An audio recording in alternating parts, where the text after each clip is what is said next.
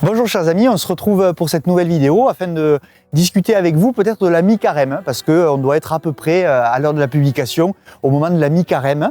Et donc, eh bien, peut-être que vous ressentez une petite lourdeur dans votre vie spirituelle en ce moment, parce que voilà, ça fait déjà une vingtaine de jours que le carême est passé et vous commencez à avoir des difficultés à vivre. Je vous rappelle les 3 piliers du carême: le jeûne. Peut-être que c'est ça le plus difficile d'ailleurs.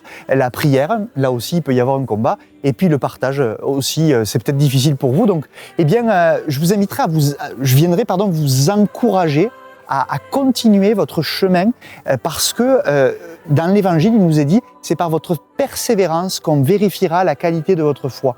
Et ça, c'est un point très important. C'est quand c'est difficile qu'il faut tenir. Donc, chers amis, moi je vous invite à vraiment tenir dans votre carême. Parce que l'objectif, c'est pas de faire toutes vos pénitences, tout ce que vous avez prévu, etc. Mais c'est d'arriver au bout avec un cœur contrit, humilié, avec un désir de conversion. C'est ça le cœur du carême. Le but, c'est de se convertir. Donc, je vous invite vraiment de tout votre cœur à tenir ferme des engagements, même si c'est difficile, mais de tenir jusqu'au bout. Vous savez, l'objectif de la morale chrétienne, c'est pas de faire des choses pour faire des choses.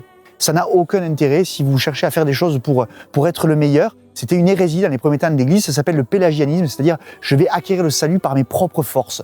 Ça n'a pas beaucoup d'intérêt et c'est pas chrétien.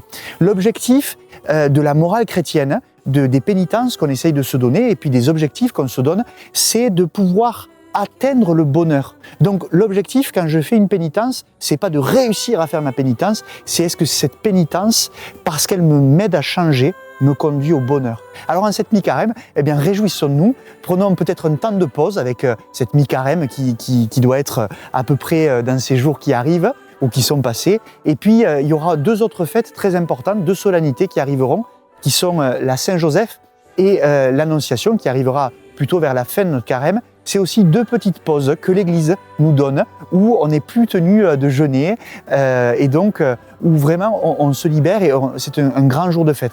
Donc profitons de ces moments pour avancer vers l'unique but, c'est le ciel, c'est d'arriver à Pâques et de pouvoir contempler le Christ ressuscité.